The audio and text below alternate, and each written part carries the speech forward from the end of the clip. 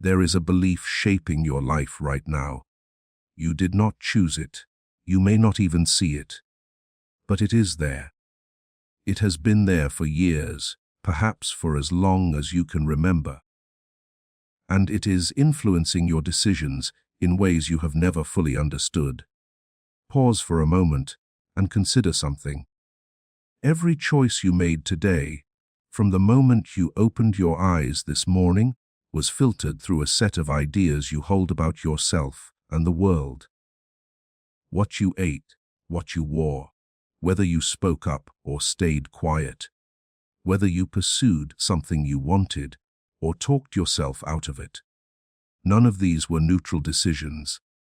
Every one of them passed through a lens made of beliefs. Some of those beliefs are helpful. They keep you grounded, connected, functional. But some of them are not helpful at all. Some of them are, in fact, lies. Not lies someone told you with the intention to deceive, necessarily, but lies in the sense that they are not true, and yet you live as though they are. The most dangerous lie is never the one that sounds outrageous. It is never the one that makes you stop and question it. The most dangerous lie is the one that feels so normal, so obvious, so deeply embedded in your experience, that you never think to examine it at all. It feels like common sense. It feels like reality. It feels like you, and that is precisely why it has so much power. This is not about paranoia. It is not about blaming the world for your problems. It is not about tearing down every institution or questioning every single thing you have ever been told until you are paralyzed by doubt. This is about something far more useful than any of that. This is about awareness, because the moment you become aware that a belief is operating inside you, something remarkable happens. It loses its grip, not all at once, not dramatically, but slowly, steadily, like a fog that begins to lift the moment you realize you are standing in it. You cannot unsee what you have seen. And once you see the belief for what it is, a thought, not a truth, you are no longer controlled by it. You are free to choose. And that is the point of everything you are about to hear. Over the next 2 hours, you and I are going to walk through something together. We are going to explore where your beliefs come from, how they took root, why they persist, and what happens when you begin, gently and honestly, to question them. We are going to look at the most common hidden lies that shape human behavior, the ones that live in nearly every person, often undetected for decades. We are going to hear stories of people who lived under those lies without knowing it, and we are going to witness what happened when they finally saw clearly. But more than anything, this is an invitation to look inward, not with judgment, not with frustration, but with curiosity, with the kind of calm, honest attention that allows you to see yourself more clearly than you ever have before. Because the truth is this: you are not broken. You are not weak. You are not fundamentally flawed. But you may be operating under assumptions that do not serve you, and until you examine them, they will continue to run your life from the background, like invisible software you never installed, but never thought to uninstall either. So let us begin. Let us begin with the question that starts everything. Where did your beliefs come from in the first place? You were not born with beliefs. You were born with needs. The need for warmth, the need for safety, the need for nourishment, the need for connection. You came into this world without opinions, without judgments, without a single idea about who you were or what the world expected of you. You were, in the purest sense, a blank page, and then the writing began. It started before you could speak, before you could reason, before you had any ability to evaluate what was being written on that page. The people around you, your parents, your caregivers, your family, they began to shape your understanding of reality. Not through lectures or formal lessons, but through something far more powerful. Through tone of voice, through facial expression, through what was rewarded and what was punished, through what was discussed and what was never mentioned, through the emotional atmosphere of the rooms you grew up in. If you cried and someone came, you began to learn that the world responds to your needs. If you cried and no one came, you began to learn something very different. If your curiosity was encouraged, you developed a sense of confidence in your ability to explore. If your curiosity was met with impatience or irritation, you began to associate exploration with risk. These are not conscious conclusions. A 2-year-old does not sit in a high chair and think, based on the available evidence, I have concluded that my emotional needs are unlikely to be met in this environment. No. The learning happens at a level far deeper than thought. It happens in the body, in the nervous system, in the emotional core of who you are becoming. And this is the first critical thing to understand about beliefs. The earliest ones, the ones that form the foundation of your self-concept, were not chosen. They were absorbed. You did not evaluate them. You did not compare them against alternatives. You simply received them, the way soil receives rain. Whatever fell sank in. By the time you were 5 or 6 years old, an enormous amount of this foundational programming was already in place. You had already developed a basic sense of whether the world was safe or threatening, whether people could be trusted or not, whether you were worthy of love or whether love had to be earned, whether your voice mattered or whether it was better to stay quiet. These were not thoughts you could articulate. They were feelings.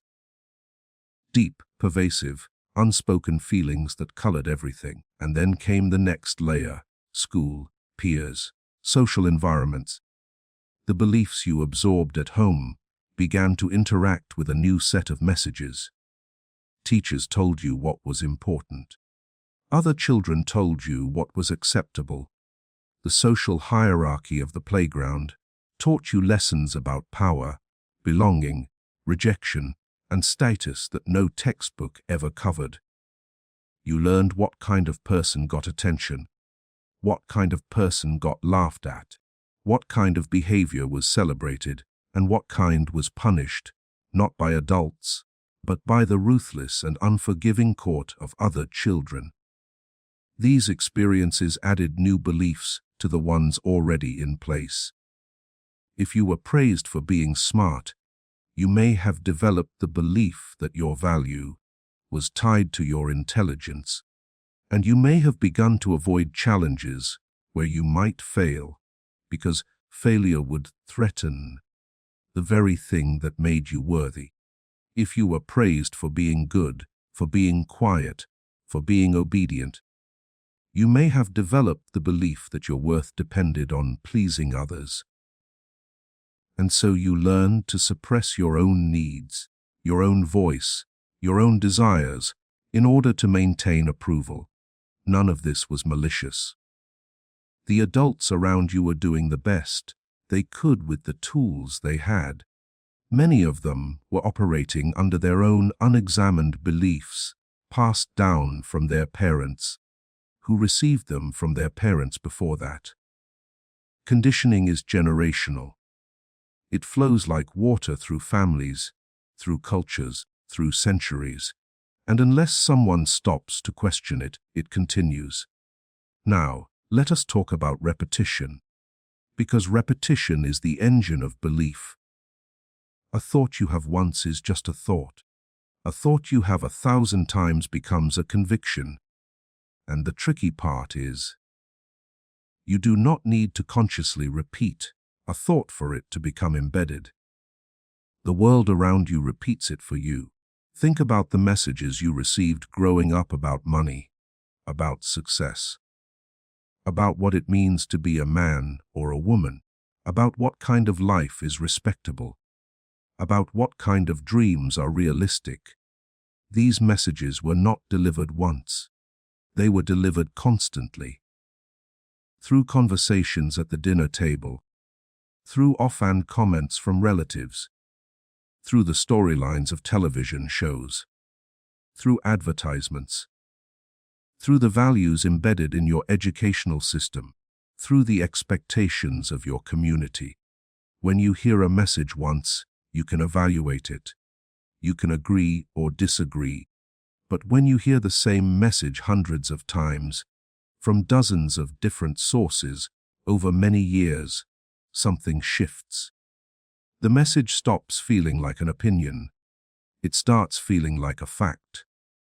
It becomes part of the wallpaper of your reality. You no longer notice it. You no longer question it. It simply is.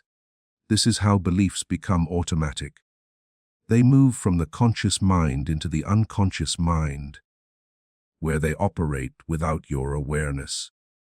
You do not think about them the way you think about a math problem or a decision about what to have for lunch. They are deeper than that. They are the assumptions beneath your assumptions, the rules beneath your rules, the invisible architecture of your inner world. And here is the part that matters most. Once a belief becomes automatic, it begins to filter your experience. It determines what you notice and what you ignore. It shapes what you remember and what you forget. It influences how you interpret events, how you react to people, and what you believe is possible for your life. A person who believes they are not good enough will find evidence of that everywhere. They will remember the criticism and forget the praise. They will interpret ambiguous situations as confirmation of their inadequacy. They will avoid opportunities that might prove them wrong, because deep down, the belief feels more real than the opportunity. And a person who believes they are capable and worthy will filter the world differently. They will notice the same events, the same feedback, the same challenges, but they will interpret them through a lens of possibility rather than limitation. The world does not change. The filter does. This is not magical thinking. This is well-documented psychology, cognitive biases, confirmation bias, selective attention. These are not abstract concepts. They are the mechanisms through which your beliefs maintain themselves. Your mind is not a neutral observer of reality. It is an active participant, constantly shaping your experience to match what you already believe. And so, by the time you reach adulthood, you are carrying a collection of beliefs, some chosen, many inherited, that are actively shaping your life. Some of them serve you. They give you strength, resilience, direction, but some of them do not. Some of them are outdated.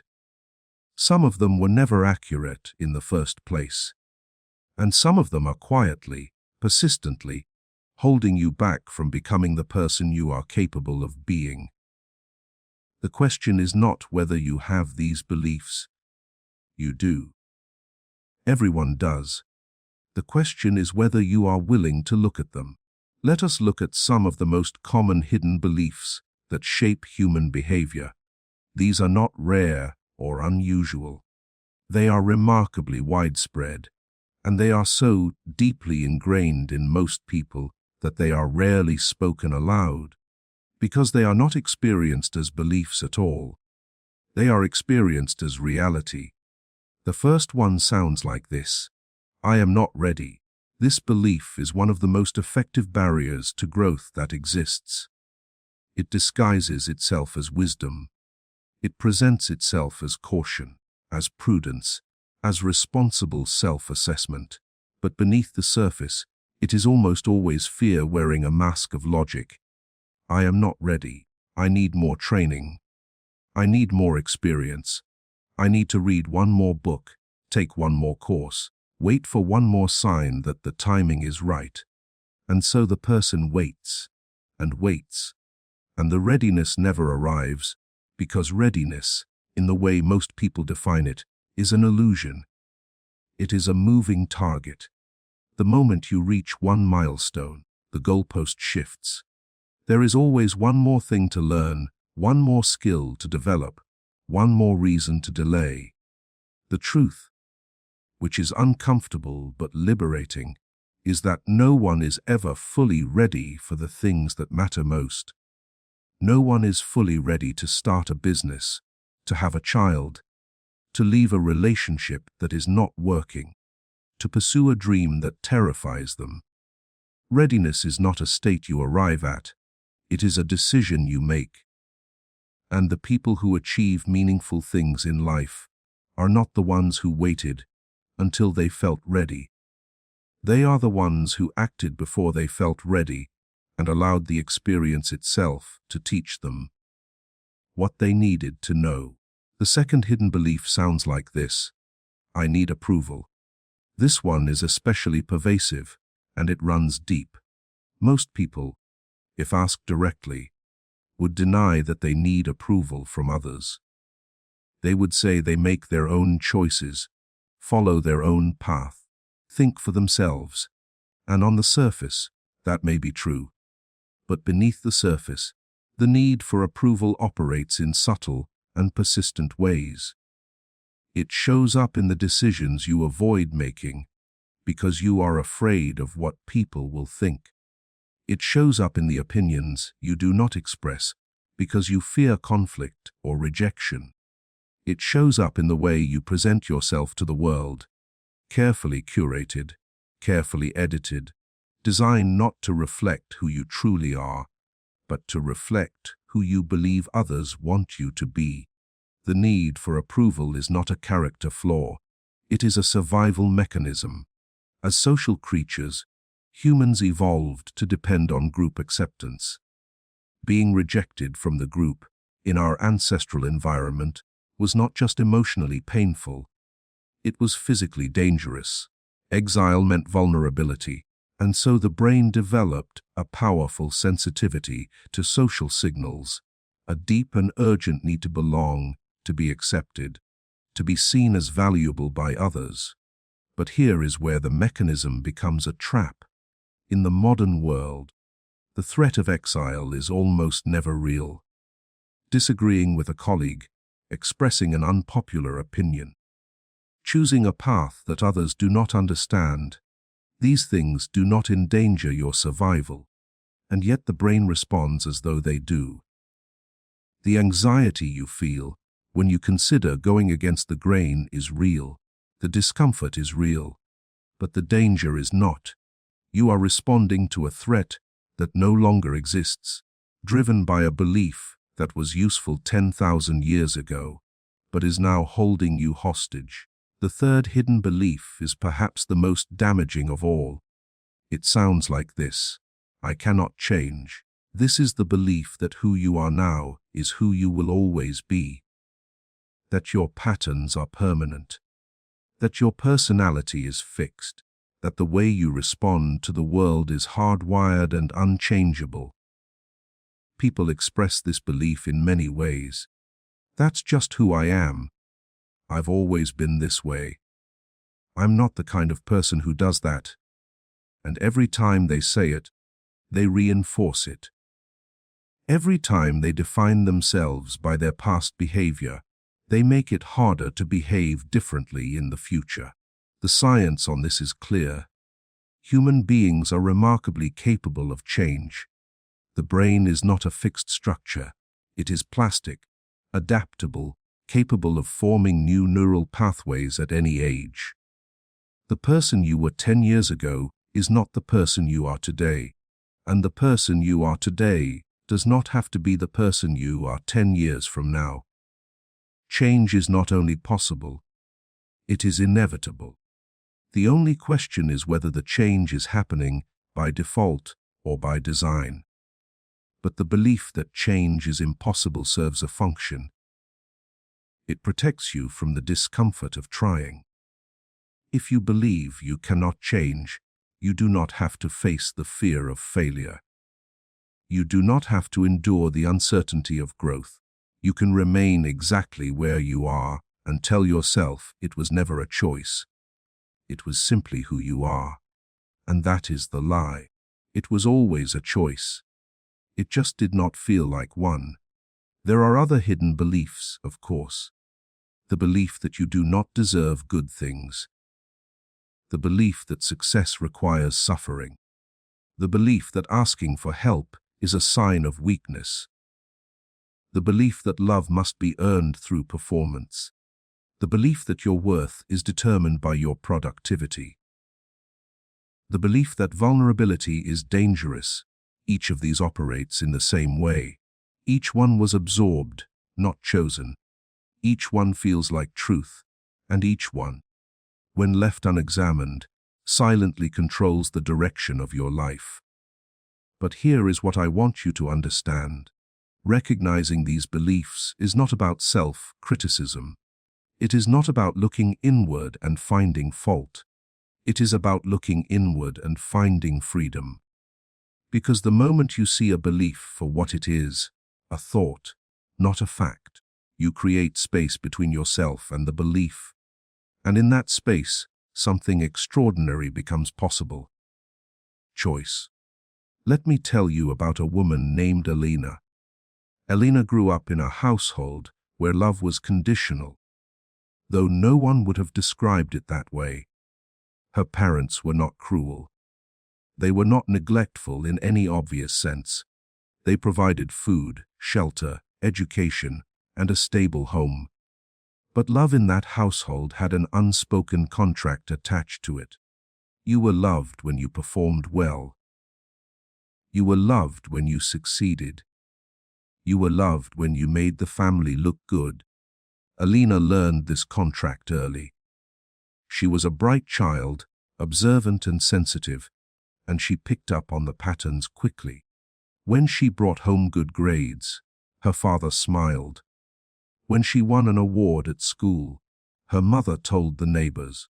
When she was quiet and well behaved at family gatherings, she received warmth and attention.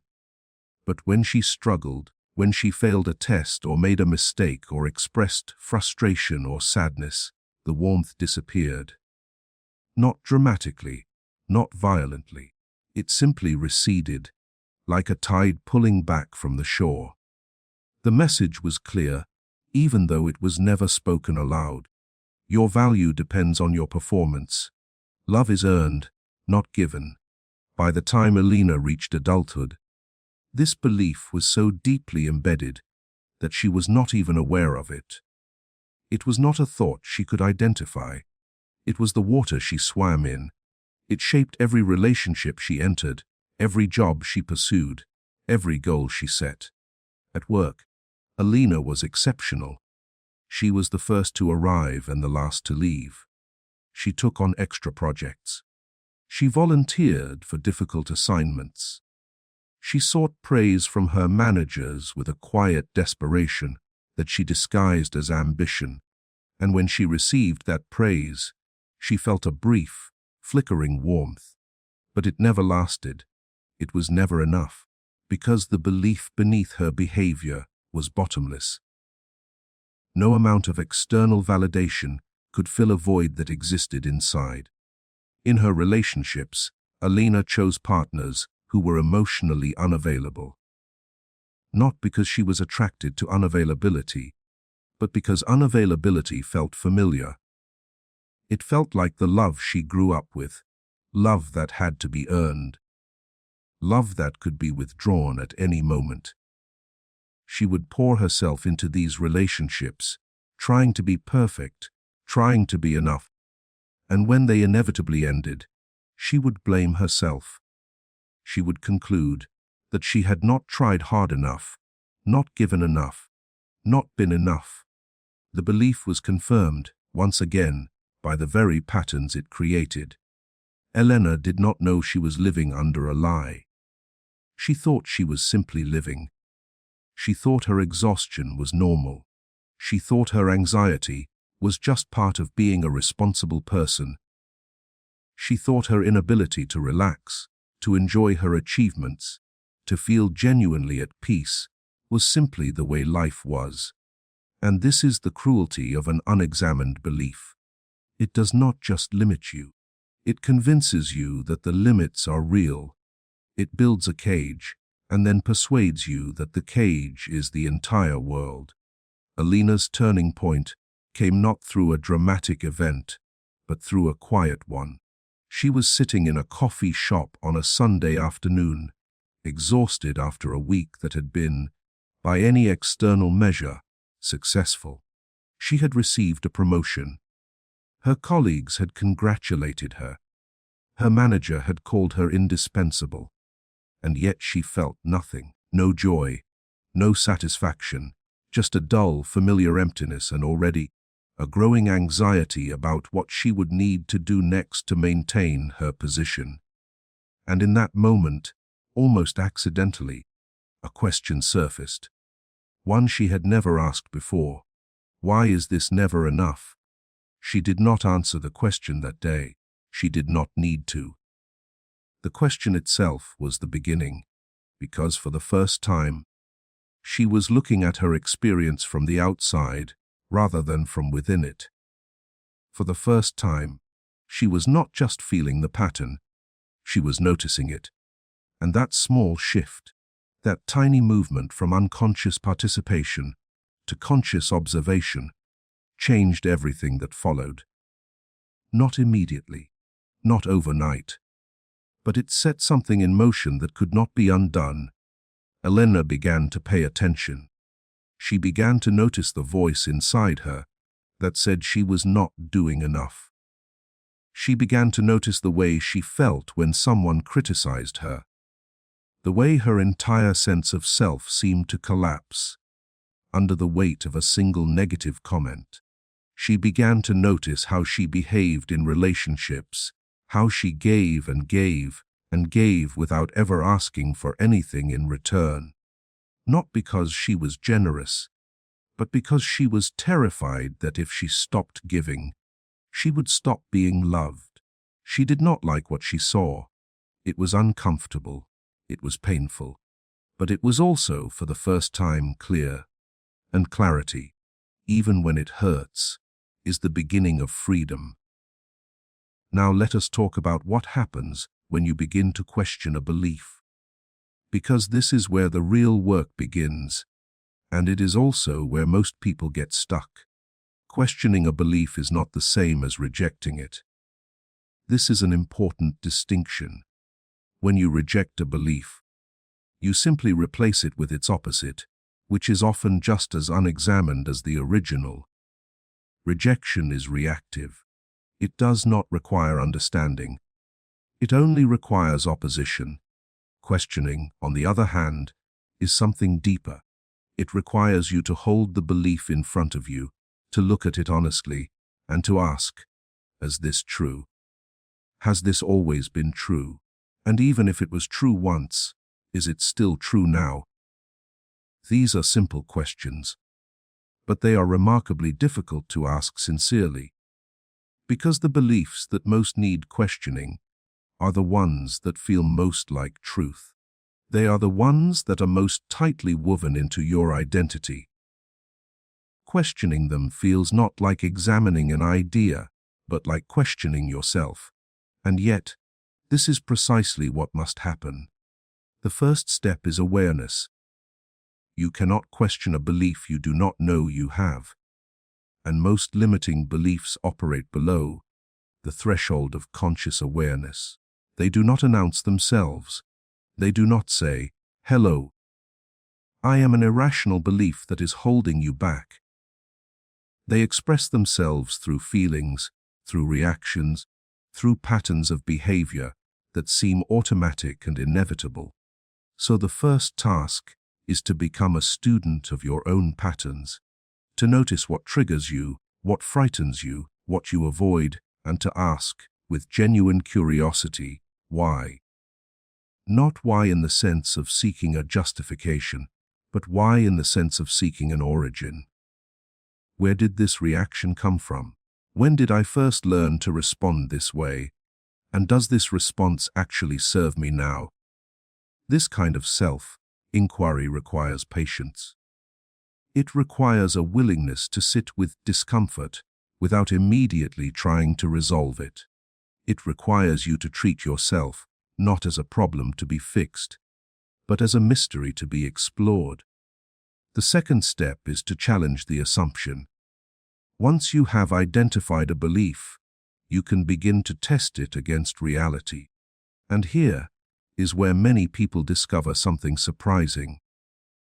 The beliefs they have held most tightly are often the ones with the least evidence to support them. Consider the belief, "I am not good enough." If you were to examine this belief objectively, the way a scientist examines a hypothesis, you would ask, what is the evidence for this? What is the evidence against it? And is the evidence for it actually evidence, or is it interpretation? In most cases, what people take as evidence of their inadequacy is actually interpretation filtered through the belief itself.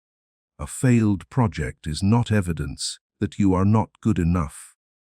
It is evidence that a particular approach did not work in a particular context. A relationship that ended is not evidence that you are unlovable. It is evidence that two people were not compatible in a specific set of circumstances. But when the belief is in place, it acts as a filter, and every experience is interpreted through it. Challenging the assumption means stepping outside that filter and looking at the raw data of your life without the belief's distortion. It means asking, if someone I loved told me this story about themselves, would I draw the same conclusion they have drawn, or would I see something different? Almost always, you would see something different, because it is far easier to see other people's limiting beliefs than it is to see your own. The third step is to consider alternative perspectives. For every belief you hold, there are other ways of seeing the same situation. This is not about positive thinking in the shallow sense. It is not about pretending that difficulties are not real or that pain does not exist. It is about recognizing that your interpretation of events is not the only possible interpretation, and that other interpretations may be equally valid, if not more so. If you believe that failure means you are not capable, consider the alternative. Perhaps failure means you are learning. Perhaps it means you are attempting things that are difficult enough to be meaningful. Perhaps the absence of failure is not a sign of competence, but a sign that you are not challenging yourself sufficiently. If you believe that people cannot be trusted, consider the alternative. Perhaps some people have been untrustworthy, and you have generalized from those experiences to form a blanket conclusion. Perhaps trustworthiness exists on a spectrum, and your belief has prevented you from noticing the people who have earned your trust. Considering alternatives is not about finding the right answer. It is about loosening the grip of the belief that insists it already has the right answer. And here is what begins to happen when you engage in this process. The belief does not disappear overnight. That is not how the mind works, but it begins to weaken. It begins to shift from something that feels like an absolute truth to something that feels like one possibility among many. And that shift, small as it may seem, is enormous. Because once a belief becomes one possibility among many, you are no longer trapped inside it. You are standing beside it, looking at it, and you have the power to choose whether to keep it or to let it go. This is not easy work. Let me be honest about that. It is not easy, and it is not quick. But it is the most important work you will ever do. Because every external change you want to make in your life, every goal you want to pursue, every relationship you want to build, every version of yourself you want to become. All of it depends on the beliefs that are running in the background of your mind. Change the beliefs, and the external changes follow naturally. Leave the beliefs in place, and you will find yourself repeating the same patterns, year after year, wondering why nothing ever changes. Now, let us talk about something that does not get discussed often enough: the fear of letting go. Because here is a truth that might seem counterintuitive. Even when people recognize that a belief is limiting them, even when they see clearly that it is not serving them, they often resist letting it go. They cling to it. They defend it. They find reasons to keep it. And this is not because they are foolish or stubborn. It is because beliefs, even harmful ones, serve a purpose. They provide structure. They provide predictability. They provide a sense of identity. And letting go of a belief, especially one that has been part of you for a long time, can feel like losing a piece of yourself. Think about it this way. If you have believed for 30 years that you are not the kind of person who takes risks, that belief has shaped your entire life. It has determined the career you chose, the relationships you entered, the opportunities you pursued, and the ones you declined. Your daily routines, your social circle, your comfort zone, all of it has been built around this belief. Now imagine someone tells you that this belief is not true, that you are, in fact, perfectly capable of taking risks, that the only thing stopping you is a thought, not a reality. On one level, this is liberating, but on another level, it is terrifying. Because if this belief is not true, then what about all the decisions you made based on it? What about the opportunities you missed? What about the years you spent living inside a boundary that did not actually exist? The recognition that you have been limited by a fiction is not just freeing. It can also be deeply disorienting. And so, many people unconsciously choose to keep the belief rather than face the discomfort of releasing it. They choose the familiar cage over the unfamiliar freedom. Not because the cage is comfortable, but because it is known. And the known, even when it is painful, often feels safer than the unknown. This is the power of the comfort zone. And it is important to understand that the comfort zone is not actually comfortable. It is simply familiar. There is a profound difference between the two. Comfort implies ease, satisfaction, well-being. But many people's comfort zones are filled with anxiety, dissatisfaction, and quiet despair. The comfort zone is not where you feel good. It is where you feel safe. And safety, in this context, means predictability. It means knowing what to expect, even if what you expect is disappointment. The fear of uncertainty is one of the deepest fears the human mind possesses. The brain is, at its core, a prediction machine. It is constantly trying to anticipate what will happen next, because anticipation allows preparation, and preparation increases survival. When you step outside a familiar belief, you step into unpredictable territory. The brain does not know what will happen. It cannot model the future accurately, and so it sounds the alarm. It generates anxiety. It produces doubt.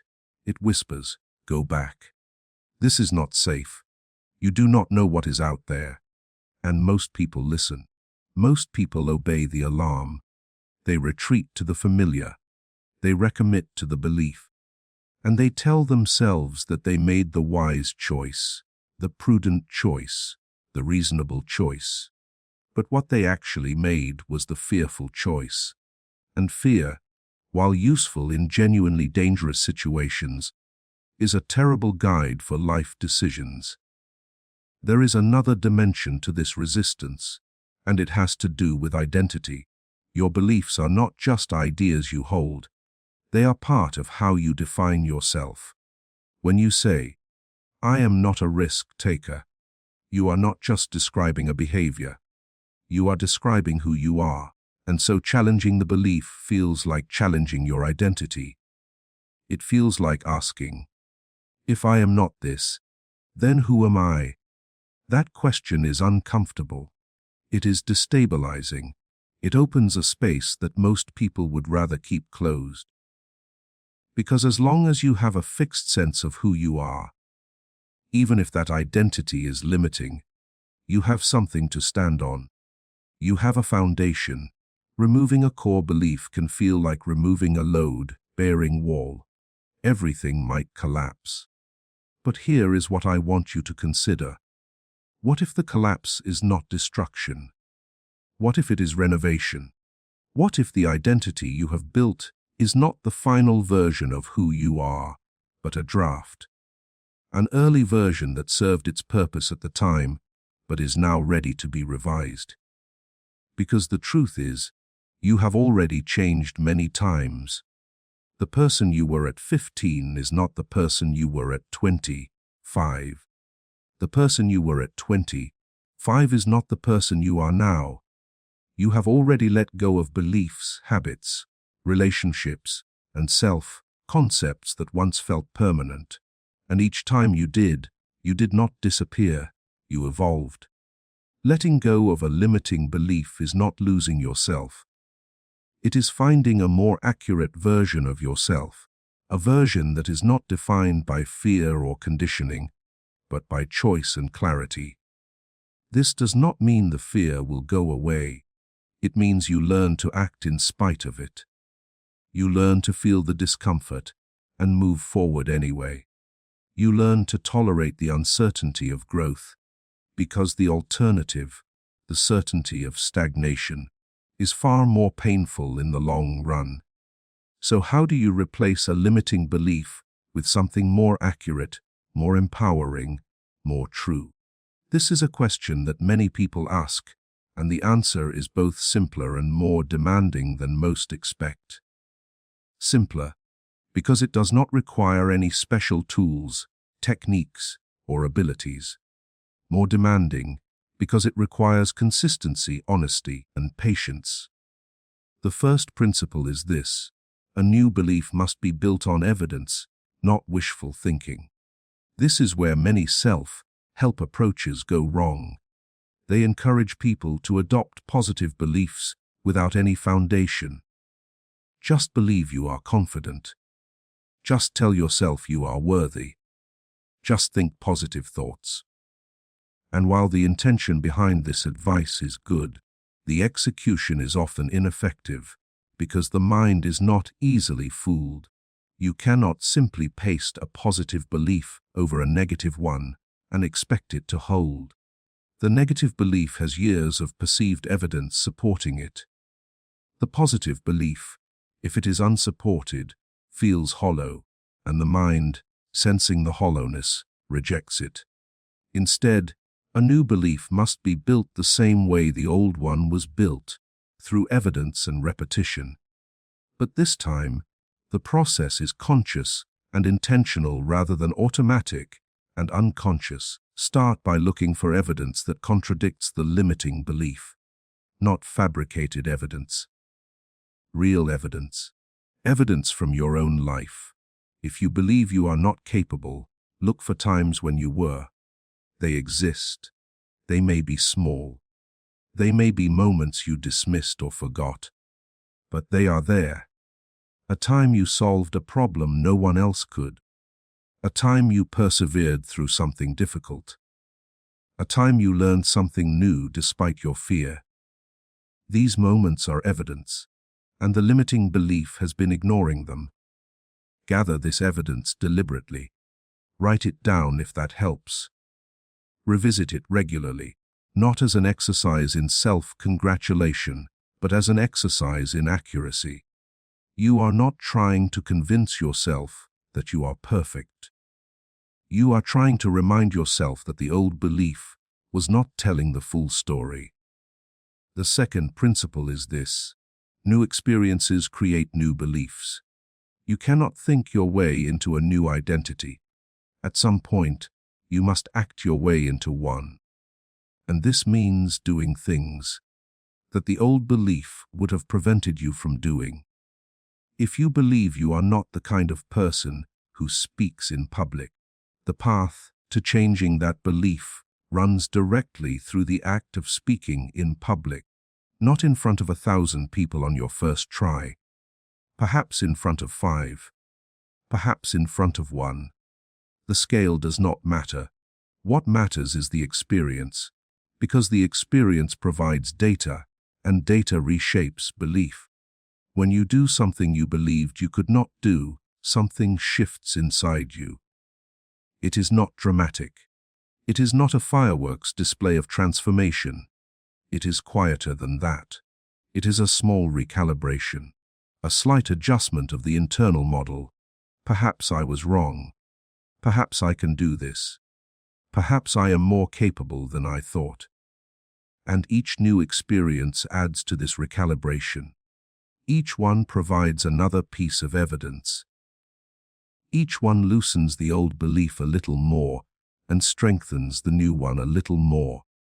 The third principle is the repetition of empowering thoughts. And I want to be careful here, because this is not about affirmations in the shallow sense.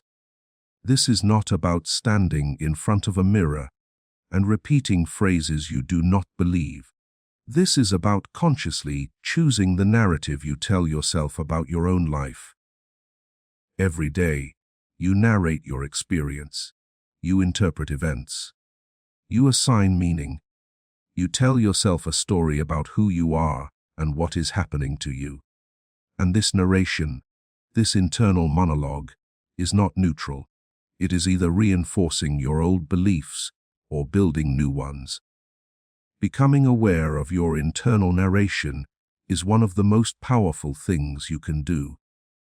When you catch yourself saying, "I always fail at this," you can pause and ask, is that true? Always?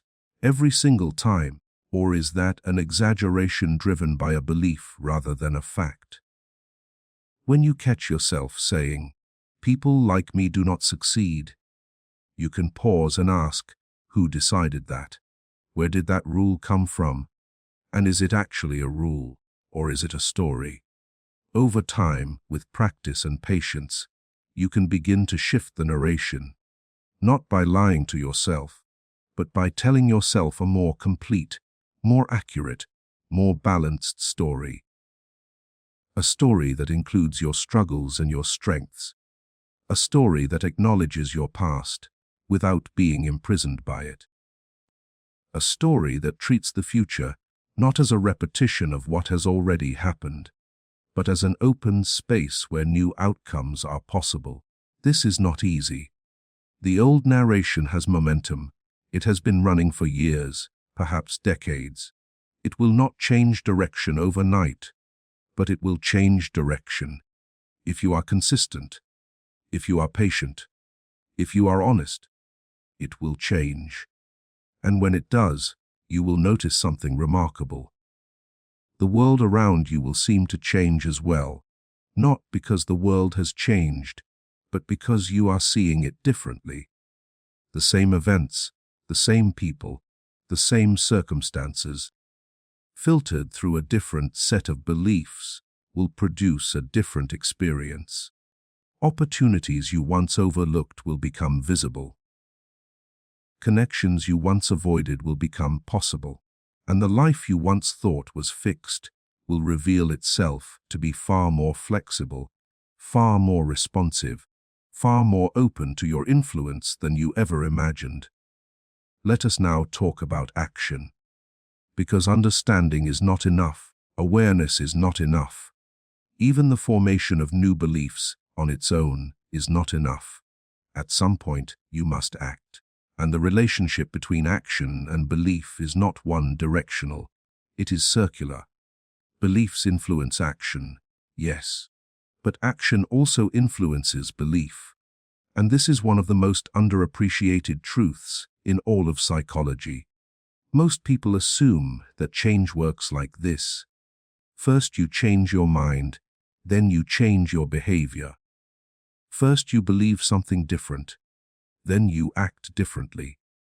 And while there is truth to this sequence, it is only half the picture, because the reverse is equally true. When you act differently, you begin to believe differently. Action generates evidence. Evidence reshapes belief, and the new belief then makes the new action easier to repeat. This is why one of the most powerful things you can do when you are trying to change a belief is to take a small action that contradicts the old belief. You do not need to take a dramatic action. You do not need to overhaul your entire life in a single day. You simply need to do one thing, however small, that the old belief would have prevented. If you believe you are not creative, make something. It does not have to be good. It does not have to be finished. It just has to exist, because its existence is evidence. And evidence matters more than argument. When it comes to changing what you believe, if you believe people will reject you, if you show your true self to one person. Not everyone, not in a reckless or indiscriminate way, just one person you trust. And notice what happens. Notice whether the rejection you feared actually materializes. In most cases, it does not. And that one experience, that one moment of vulnerability met with acceptance rather than rejection, does more to change the belief than a year of introspection.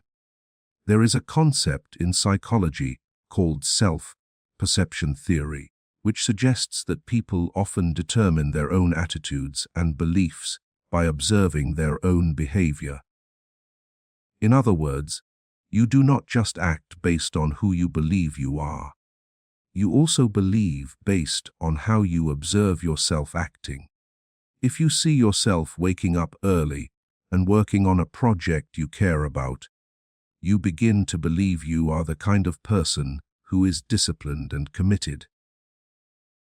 If you see yourself speaking up in a meeting, you begin to believe you are the kind of person who has something valuable to say.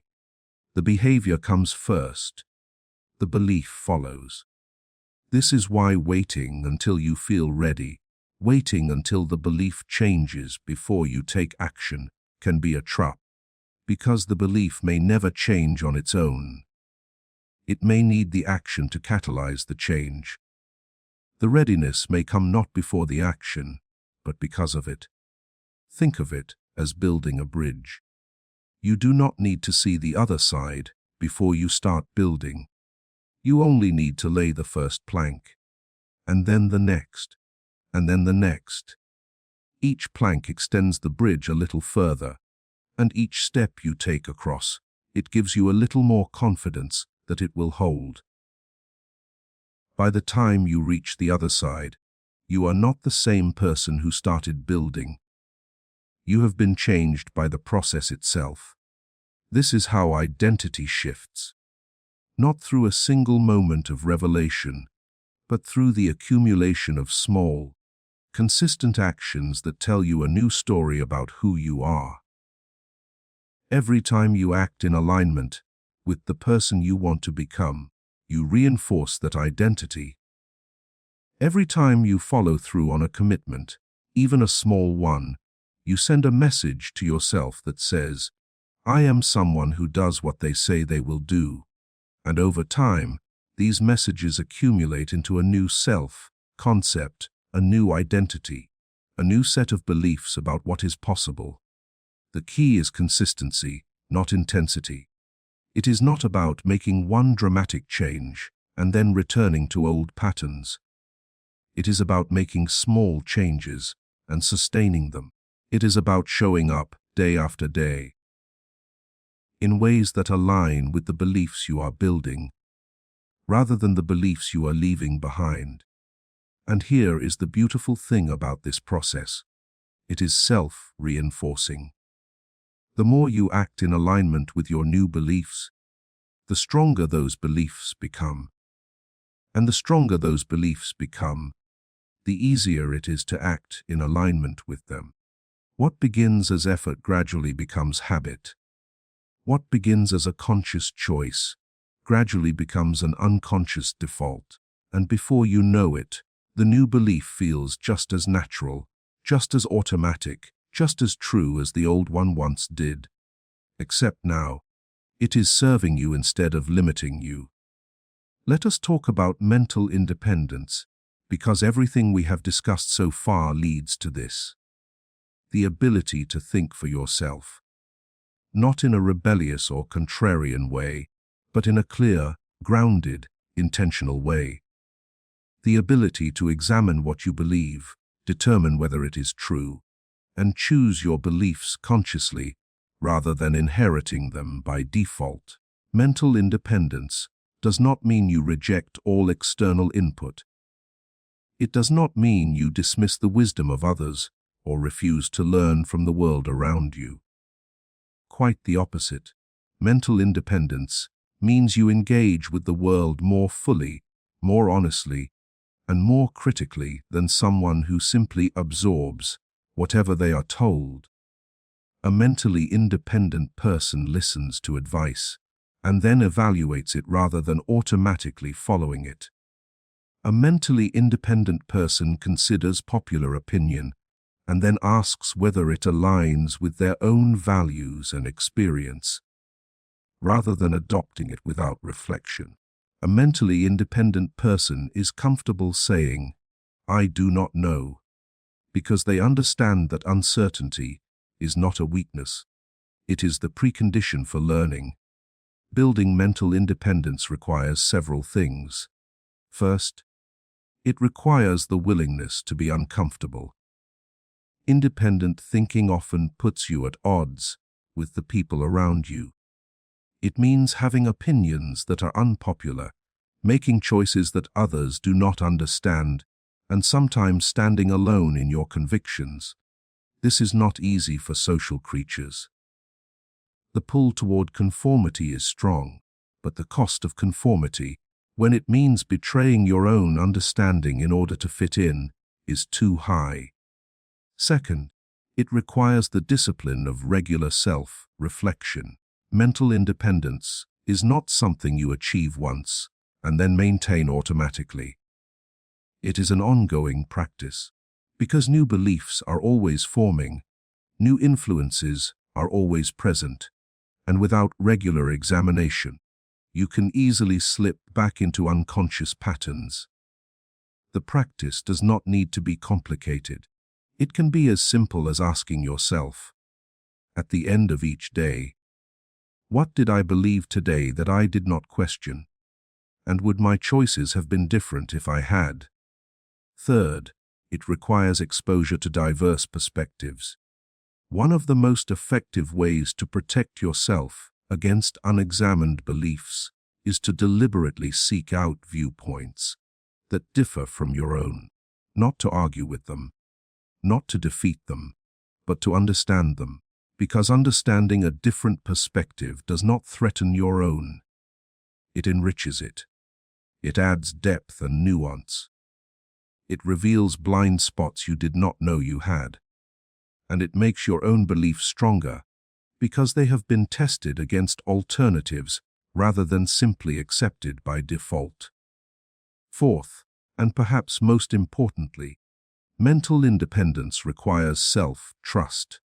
The ability to trust your own judgment, your own experience, your own reasoning, even when external voices disagree. This does not mean you are always right. It means you are willing to think for yourself, make your own assessments, and take responsibility for your own conclusions. Self-trust is not arrogance. Arrogance is the refusal to consider that you might be wrong. Self-trust is the willingness to act on your best understanding while remaining open to new information. It is confidence without rigidity, conviction without dogma. Building self-trust is, in many ways, the natural result of everything we have discussed. When you examine your beliefs and discover that some of them were not your own. You learn to be more discerning about what you accept. When you challenge limiting beliefs and discover that they were not true, you learn to trust your ability to question. When you take new actions and discover that you are more capable than you thought, you learn to trust your capacity for growth. And over time, this trust becomes a kind of inner compass. It does not tell you exactly where to go, but it tells you when you are off course. It tells you when a belief does not feel right, when a decision does not align with your values, when a path you are following was chosen by someone else's expectations rather than your own understanding. Mental independence is not the absence of influence. It is the presence of choice. It is the ability to stand in the middle of 1,000 voices and still hear your own. Not because your voice is louder, but because you have learned to recognize it. This is not a destination. It is a practice, a daily, ongoing, lifelong practice. And it will not make your life easier, necessarily. But it will make your life yours. And that, in the end, is worth more than ease. Let me tell you about a man named David. David spent 22 years in a career he did not choose. He had entered the field straight out of college, not because he was passionate about it, but because his father worked in the same industry, and it was understood, never explicitly stated, but deeply understood, that David would follow the same path. David's father was a practical man. He valued stability. He valued predictability.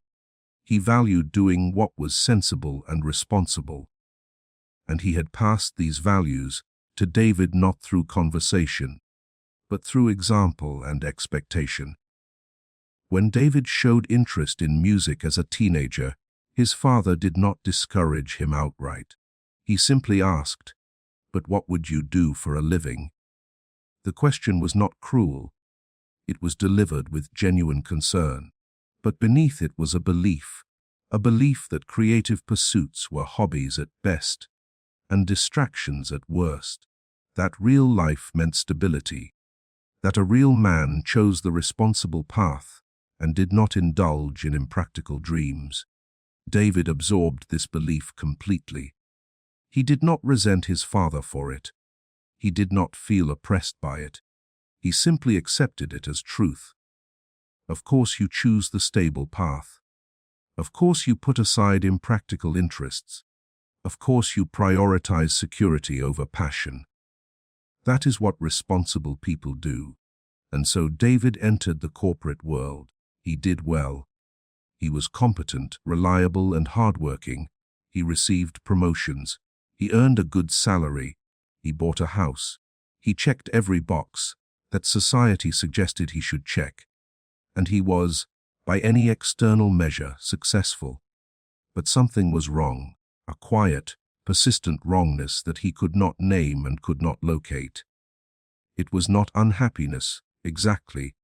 It was more like absence, an absence of something essential.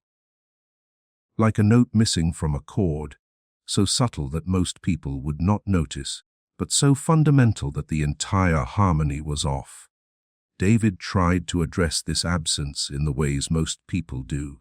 He changed jobs. He renovated his house. He bought things. He went on vacations. He started exercising. None of it worked. The absence remained. And because he could not identify its source, he concluded that this was simply what adult life felt like. A low-grade dissatisfaction that everyone experienced but no one talked about. He might have continued this way indefinitely if not for a conversation with a colleague who was leaving the company. The colleague, a woman about his age named Sarah, was leaving to start a small business doing something she had always loved. David congratulated her, and then, almost involuntarily, said something he had never said aloud before. He said, "I wish I could do something like that." Sarah looked at him, and asked a simple question. Why can't you? David opened his mouth to answer, and the words that came out surprised him. I'm not that kind of person. He heard himself say it, and for the first time, the words sounded strange. Not wrong, exactly, but strange. As though he were hearing them for the first time, despite having believed them for decades. I am not that kind of person. What kind of person? The kind who follows their passion, the kind who takes risks, the kind who values fulfillment over security. Who decided he was not that kind of person? The question sat with him for weeks. It nagged at him. It tugged at something deep inside, something that had been buried so long he had forgotten it was there. And slowly, painfully, he began to see the belief for what it was. Not a truth about who he was. A story about who he had been told to be. This recognition did not lead to a dramatic overnight transformation. David did not quit his job the next day. He did not abandon his responsibilities or burn down his old life. What he did was far less dramatic and far more meaningful. He began, quietly and deliberately, to make space for the parts of himself he had been neglecting. He started playing music again, in the evenings, on weekends, in stolen moments before work. Not because he planned to make a career of it, not because he expected it to solve all his problems, but because it was his. It was something he chose, something that came from inside, rather than being imposed from outside. And the act of choosing it, of honoring it, of giving it space, began to shift something fundamental in the way he saw himself. Over the next 2 years, David's life changed. Not because he became a different person, but because he became more fully himself. He eventually transitioned into work that combined his professional skills with his creative interests. He did not abandon stability, he redefined it. He found that real security did not come from following a prescribed path. It came from aligning his outer life with his inner truth. And the belief that had controlled him for 22 years, the belief that passion was impractical, that creativity was indulgence, that he was not the kind of person who took risks, that belief did not disappear entirely. He could still feel it sometimes, a whisper from the past, a flicker of doubt on difficult days. But it no longer controlled him. He could hear it, acknowledge it, and choose to act differently anyway, because that is what freedom looks like. Not the absence of old beliefs, but the ability to choose new ones. Not the absence of fear, but the willingness to move forward in spite of it. And so, as we near the end of this journey together, let me leave you with something to carry forward. Not a technique, not a formula, but a recognition. The most powerful form of control is not force. It has never been force. Force is visible. Force is obvious. Force can be resisted because it can be seen. The most powerful form of control is belief. Because belief is invisible, it operates from inside. It wears the disguise of truth. And because it feels like truth, it is never questioned. It is never resisted. It is simply obeyed. Every person alive is operating under a set of beliefs. Some of those beliefs were consciously chosen, carefully evaluated, and deliberately adopted, but many of them were not. Many of them were inherited from parents, who inherited them from their parents. Many of them were absorbed from cultures and systems that had their own agendas, their own priorities, their own definitions of what was normal and acceptable. Many of them were formed in childhood, when you had no ability to evaluate or reject them, and they have been running in the background ever since, shaping your choices, defining your limits, and constructing a version of reality that you have never thought to question. And the moment you begin to question them, everything changes. Not because the questions give you immediate answers. They often do not. But because the act of questioning itself is a declaration of independence. It is a statement that says, I am not willing to be governed by ideas I did not choose. I am not willing to live within boundaries I did not set. I am not willing to accept as truth something that I have never examined. This does not mean you will reject everything you have been taught. Some of what you were taught is wise. Some of it is valuable. Some of it has served you well and will continue to serve you. The point is not to discard everything. The point is to choose. To look at each belief honestly and decide, with full awareness, whether it belongs in your life. Because your life is not shaped only by what happens to you. It is shaped by what you believe about what happens to you. Two people can face the same hardship and come away with completely different experiences, not because the hardship was different, but because their beliefs about it were different. One sees failure. The other sees education. One sees rejection. The other sees redirection. One sees an ending.